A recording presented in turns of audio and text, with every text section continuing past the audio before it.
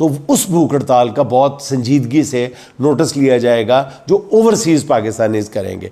इस हवाले से मेरा ख्याल 2 इक़दामात पे गौर किया जा रहा है ओवरसीज़ पाकिस्तानीज़ के हवाले से। एक तो जो अमेरिका में अमेरिकी कांग्रेस में जो करारदाद मंजूर हुई थी उसके हवाले से, जो उसके ज़्यादा रुए रवा थे, जो तंजीमें थी उसमें तो पाक पैक थी, फिर फर्स्ट पाकिस्तान ग्लोबल था, फिर गालिबन फ्रेंड्स ऑफ डेमोक्रेटिक पाकिस्तान थे, अपना बहुत बड़ी तंजीम है, डॉक्टर्स की बहुत बड़ी तंजीम है, वो भी इसके पीछे थे। लेकिन सजाद बरकी साहब जो OIC के सेक्रेटरी जनरल है, OIC PTI के सेक्रेटरी जनरल है, उन्होंने इसके लिए बहुत ज़्यादा लॉबिंग की थी और 5-6 महीने उन्होंने दिन रात काम किया था।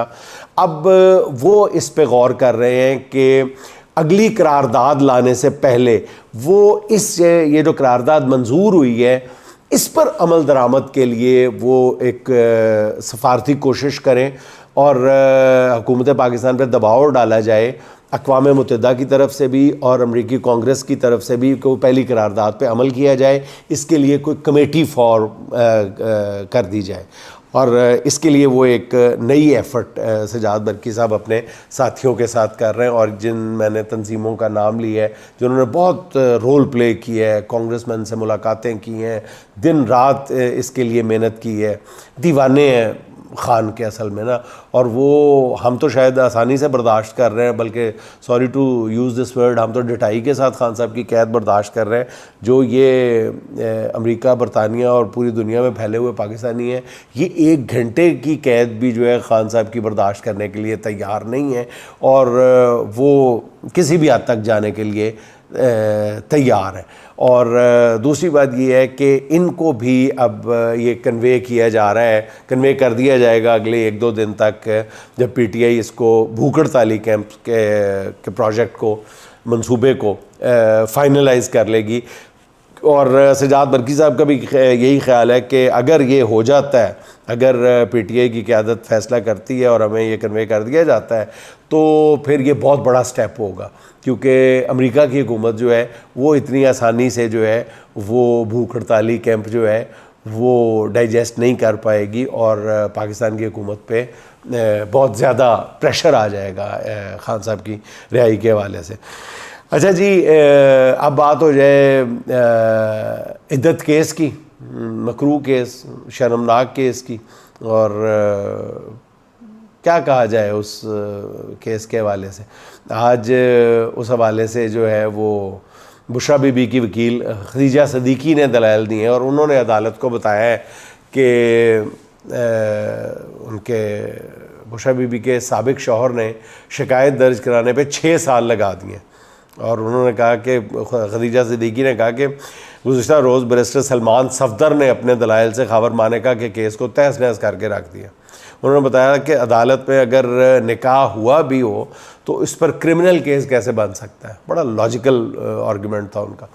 और इसके बाद सलमान सफदर ने दोबारा अपने दलाइल शुरू किए। उन्होंने अदालत को बताया कि इस केस में प्रोसिक्यूशन जो है वो मुकम्मल तौर पे झूठ पे खड़ी है। इस पे जज अफजल मरज़ुका ने रिमार्क्स बड़े ज़बरदस्त किए हैं, वो बड़े काबिल गौर हैं। उन्होंने कहा कि ये पूरा केस जो है ना, ये 40 मिनट के दलाइल का केस है, 40 मिनट के दलाइल का केस है।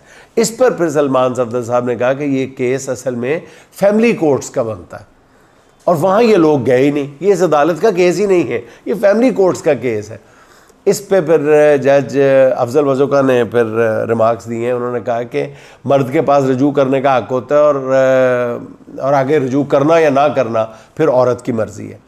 सलमान सफदर ने बताया कि पवन चौधरी जो है वो नाकाबिले एतमाद गवाह है और उसे कोई हक़ नहीं है कि वो इद्दत के दौरानिए पर बात करे।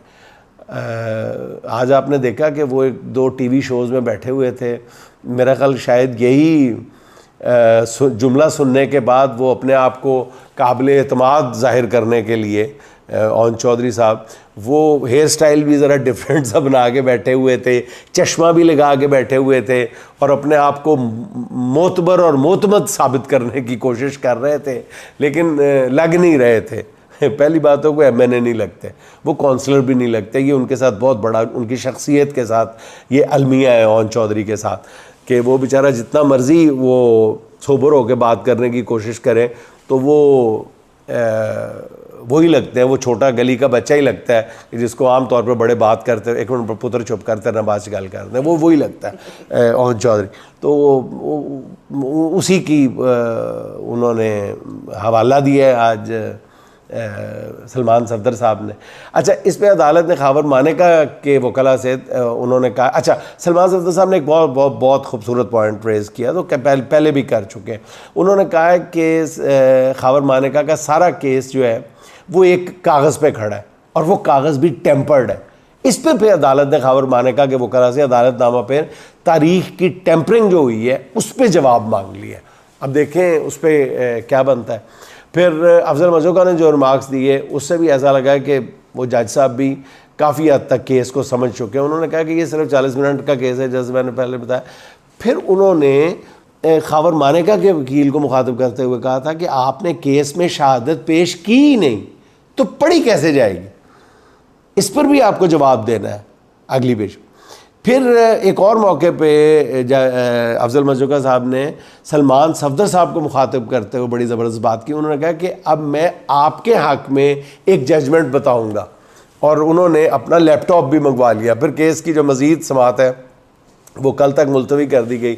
अब तोक़्क़ो है कि कल इस केस की समाअत जो है वो मुकम्मल हो जाएगी। हो सकता है कि कल ही इस केस का फ़ैसला भी सुना दिया जाए, कल ना आया तो जुमे के रोज़ हर सूरत में इस केस का फ़ैसला आ जाएगा, क्योंकि लाहौर हाई कोर्ट ने इस केस में फ़ैसले के लिए 1 महीने की मोहलत दी हुई है, जो 12 जुलाई जुमे तक मुकम्मल हो रही है। और कल खावर मानेका के वकील जो हैं वो अपने हतमी दलाइल देंगे। अब कानूनी माहिरीन का कहना है कि इस केस में कुछ भी नहीं है सिवाय बेगैरती और बेशर्मी और बेहयाई के। और आज इस केस में बेहयाई बेशर्मी की आखिरी हदें फलांग गए खावर मानेका साहब, और जो ताज़ा डेवलपमेंट है वो बताते हुए इंसान की जो ज़बान है, किसी भी शरीफ इंसान की ज़बान उसका साथ देने से इनकार कर देती है। दुनिया के बेगैरत तरीन शौर और बेज़मीर तरीन इंसान खावर मानेका ने आज इस्लामाबाद सेशन कोर्ट में दरख्वास्त दायर की है कि बुशरा बीबी के 2018 में, मैं आगे नहीं बोलना चाहता, उन्होंने मेडिकल रिकॉर्ड्स के लिए आला सतही मेडिकल बोर्ड तश्कील दिया जाए, ये अपील की है उन्होंने। घिन आती है, कराहत आती है, उबकाई आती है। अल्लाह माफ़ करे कि ये दिन भी इस मुल्क की अदलिया ने, इस मुल्क की अदालतों के अलावा इस मुल्क के माशरे ने, हमारे माशरे ने ये दिन भी देखना था। अभी तक मैंने इस केस के हक़ में डंके की चोट पे बात करते हुए, दो टोक अंदाज में बात करते हुए मानेका और उसके वकील के अलावा मैंने किसी को नहीं सुना। और मतलब उन्होंने कहा कि जी ये इसलिए मेडिकल करवाया जाए ताकि जो बुशरा बीबी की 2 आरा से मुतालिक, मुख्तलिफ आरा से मुतालिक इंसाफ के तकाज़े पूरे हो सके। अब नाज़रीन ज़रा गौर से ये बात, मेरी ये मारूज़ात सुनिएगा। अगर इस्लामाबाद सेशन कोर्ट खान साहब की नफ़रत में हुकूमती हुक्म के मुताबिक ये काम कर लेती है ना, तो आप जानते हैं क्या होगा। ये केस ना अलकादर केस है, ना साइफ़र है, ये सरासर शरई केस है। मुस्लिम मैरिज लॉ 1939 का बनाया गया, अंग्रेज़ का कानून, जिसमें अंग्रेज़ों को भी जुर्रत नहीं हुई थी कि वो आइली कवानीन में मुदाखलत करें। आपको याद है भारत में एक कानून में तरमीम कर दी गई थी, तो भारतीय मुसलमानों ने उसके ख़िलाफ़ फिर एक तवील जंग लड़ी थी। और ये जंग जो है वो सिर्फ एक पॉइंट और एक एजेंडे पे लड़ी गई थी, ये पूरी लड़ाई लड़ी गई थी। और इसलिए कि किसी को भी शरई कवानीन जो कि फैमिली सिस्टम से ताल्लुक़ रखते हैं उसमें छेड़छाड़ की इजाज़त कभी भी कोई भी सोसाइटी, किसी भी हुकूमत को, जितनी मर्ज़ी जाबिर हुकूमत हो, कोई गैर मुल्की ताकत गासिब हुकूमत हो, उसको भी ये नहीं देती। हाल ही में आपको याद है सिख मैरिज लॉ को तस्लीम किया गया था। शादी हर मज़हब के लिए, क्योंकि एक इंतहाई मुक़द्दस फ़ेल समझा जाता है। तो खान साहब की दुश्मनी में इद्दत केस का फ़ैसला दिया गया अगर, तो सारे मुल्की कवानीन को ही नहीं, फिर अल्लाह के कवानीन को भी इसका मतलब है बुलडोज़ कर दिया गया। एक अंदाज़ा ये है कि पाकिस्तान में हर साल 5 से 7 हज़ार तलाक़ें होती हैं। ये सिर्फ रजिस्टर्ड तलाक़ों की बात कर रहा हूँ। हमारे यहाँ आम तौर पर तलाक़ें जो हैं वो बड़े नाखुशगवार माहौल में होती हैं, और बच्चों की कस्टडी और फिर नान नफ़का उसके ज़रिए जो भी मामला हो औरतों को खार किया जाता है। ऐसे में अगर ये ट्रिब्यूनल बन जाता है, ये प्रेसिडेंट्स फिर इस तरह की सेट हो जाती है, तो फिर सोचें कि इन तलाक़ याफ्ता ख़वातीन को कैसी कड़ी आजमाइश में डाल दिया जाएगा। फिर उनकी दूसरी शादी के बाद पैदा होने वाले बच्चों की वल्दियत हमेशा हमेशा के लिए मशकूक हो जाएगी।